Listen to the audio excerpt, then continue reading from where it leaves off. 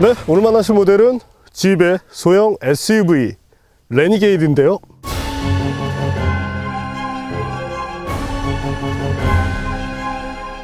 사실 소형 SUV라고 얘기를 하고 있지만 실질적인 사이즈가 그렇게 작다고 느껴지진 않습니다. 거기에 집의 일원으로서 4륜구동 시스템까지 갖추고 있기 때문에 다양한 노면 조건에서의 성능에 기대가 되는데요. 과연 그런 레니게이드가 어떤 매력을 갖고 있는지 잠시 후 함께 느껴보시겠습니다.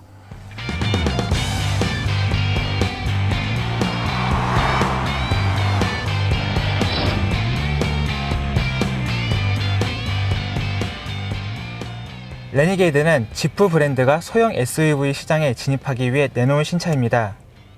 출시 후 유럽에서 가장 인기 있는 소형 SUV에 선정되었고 미국에서는 4개월 만에 2만 대가 넘는 판매량을 기록하게 됐습니다.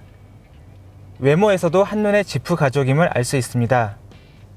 둥근 헤드램프와 7개의 세로줄 그릴을 갖췄기 때문인데요. 여기에 현대적인 디자인을 적용받아 보다 젊고 활동적인 이미지를 만들어냈습니다. 측면부는 박스형 디자인을 갖추고 있습니다. 사각형의 휠하우스 디자인 역시 지프만의 상징이기도 합니다.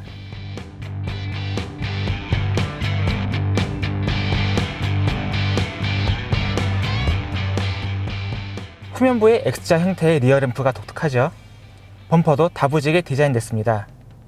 소형 SUV지만 국내 소형 SUV보다 한둘레 큰 덩치를 갖고 있습니다. 쌍용 티볼리와 비교했을 때 60mm 길고 10mm 넓으며 105mm 높은 크기를 갖습니다. 대신 휠베이스는 티볼리나 QM3보다 소폭 짧습니다. 선택할 수 있는 외관 색상은 9가지나 됩니다.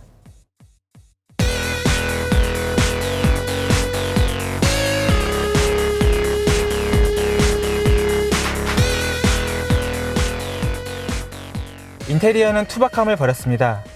워즈오토의 10대 인테리어에 선정되기도 했는데요.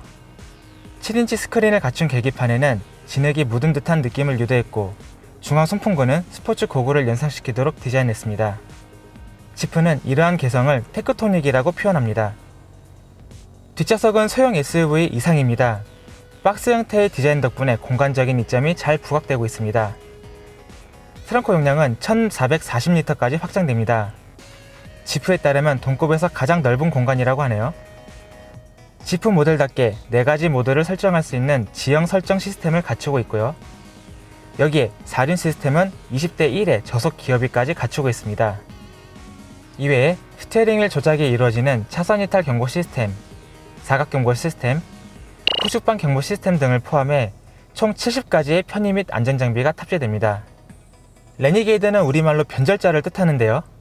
과연 실제 주행 성능에서 지금까지의 다른 지프들과 어떻게 다른지 확인해 보겠습니다.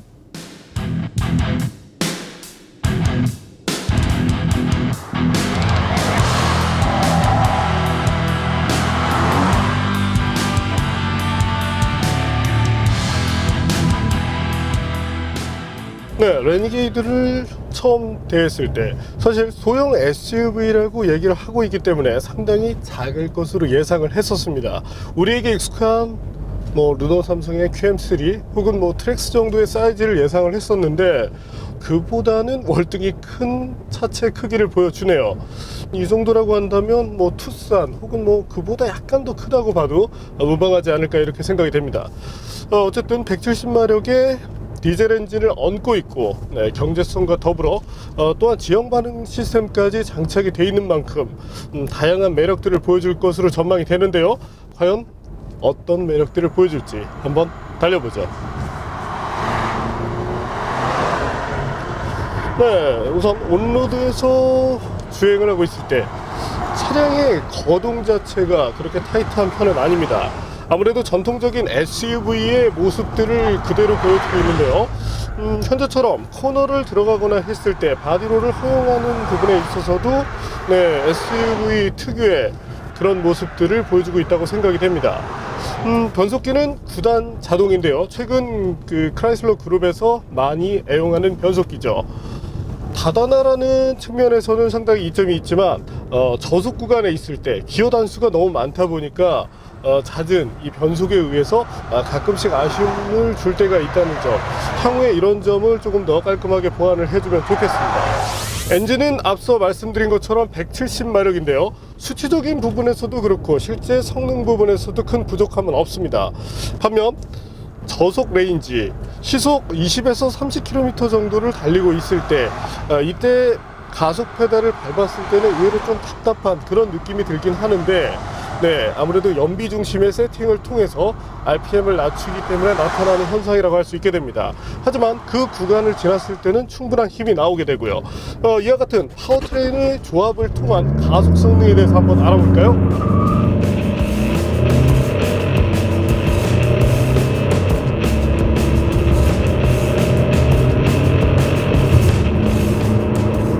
네, 앞서 보신 것처럼 11.3초 정도라면 상급 모델인 체로키와 비교를 했을 때 소폭 빠른 정도라고 할 수 있게 됩니다. 그래도 뭐 차 덩치라든지 4륜구동 시스템이 들어갔다는 점을 감안했을 때는 충분히 뭐 수긍해 줄 만한 수준이 아닌가 이렇게 생각이 되네요.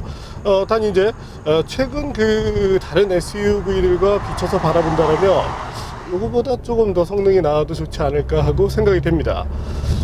의외인 것은 제동 능력인데요. 네, 최대한의 제동 능력을 끌어냈을 때 이때 느껴지는 어떤 그 페달로 조작하는 반응 대비 실제 차가 굉장히 빨리 선다는 점이 특징인데요. 실제 거리를 한번 확인해 볼까요?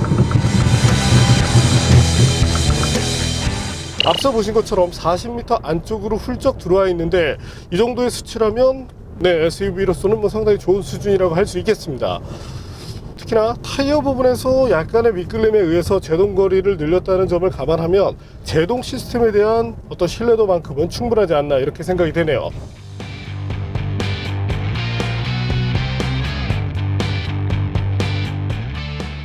네, 온로드에서 느끼는 레니게이드. 서스펜션은 상당히 부드러운 편이고 그에 따라서 타이트한 코너링에서 바디롤이 나타나기도 합니다. 하지만 온로드 중심의 SUV라면 이런 것들이 아쉬움이 되겠죠. 반면 레니게이드는 네, 올라운드 플레이어라고 할 수 있게 됩니다. 단순히 온로드뿐만 아니라 오프로드까지를 점령해 나갈 수 있는 모델이죠.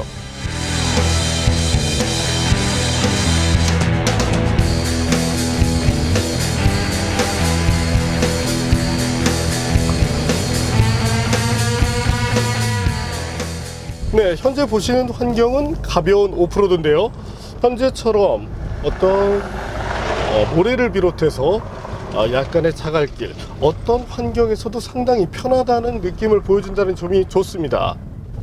온로드 주행을 하고 있을 때는 너무 소프트하다라는 느낌이 생기기도 했었는데, 특히나 최근 SUV들이 도시명을 바탕으로 하기 때문에 약간 단단한 그런 서스펜션을 채용하는 것이 보통인데, 현재 레니게이드는 그와는 정반대의 모습을 가졌었죠. 하지만 오프로드에 들어왔었을 때만큼은 만족감이 상당해집니다. 승차감이라는 부분에서도 아쉬움이 없고, 실제 미끄러운 노면에서 트랙션을 확보해내는 능력에 있어서도 아쉬움을 보이지 않죠. 특히나 현재 이 레니게이드에 채용된 타이어가 오프로드를 감안하지 않은 타이어라는 점을 생각했을 때 상당히 의외의 성능을 잘 보여주고 있다고 생각이 됩니다. 다보니 집의 일원으로서 4륜 구동 시스템을 베이스로 멋진 주행 능력을 보여주는 것이 레니게이드의 장점이라고 할 수 있겠네요. 사실 뭐 랭글러 정도까지는 아니지만 체로키와 비교를 하더라도 충분히 오프로드의 재미를 느끼는 데 있어서 부족함을 나타내고 있지 않다고 생각이 되네요.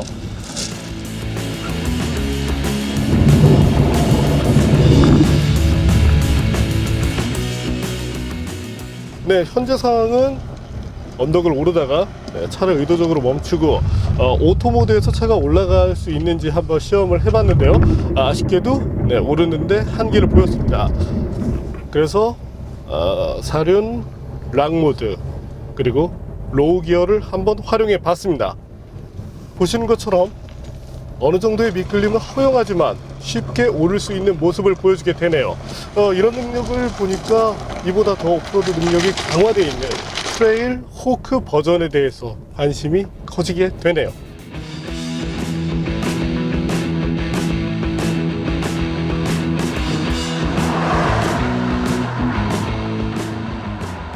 네, 온로드에 올라서 다시금 달리고 있는데요. 소음이라는 부분은 다소 큰 편입니다. 아무래도 차량이 이 면적 자체가 조금 넓고 그런 영향 때문에 어떤 그 주행 소음이 조금 있는 편인데, 저희가 측정한 데이터를 기반으로 봤을 때 사실 조용한 편은 아니었습니다. 하지만 이 투박한 악동 스타일의 레니게이드를 비춰서 바라본다라면 이 정도의 소음은 뭐 충분히 수긍할 만하지 않을까 이렇게 생각이 되네요. 특히나 다른 SUV들이 갖고 있지 못한 그런 마초적인 이미지를 보여준다는 면을 감안해도 사실 이런 부분이 거슬리진 않습니다. 그 밖에 조금 재미난 부분이 있다면 A필러 쪽인데요. 현재 보시는 것처럼 상당히 두툼하게 꾸며져 있는데, 이렇게 누르면 이렇게 푹푹 들어갑니다.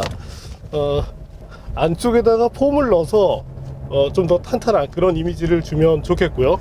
단 차체 강성이나 이런 부분에 대한 아쉬움은 전혀 없습니다. 특히나 오프로드를 달렸을 때도 그런 부분은 전혀 문제가 되지 않았었죠. 어쨌든 지형 반응 시스템을 통해서 느낄 수 있는 오프로드의 재미, 이런 점들은 뭐 충분히 레니게이드가 갖는 그런 매력을 잘 나타내는 대목이라고 생각이 되네요. 네, 여기서 주행 연비도 한번 확인해 볼까요? 네, 4륜구동 시스템이 채용된 모델로서 이 정도라면 그래도 뭐 수긍해 줄 만한 수준이라고 생각이 됩니다.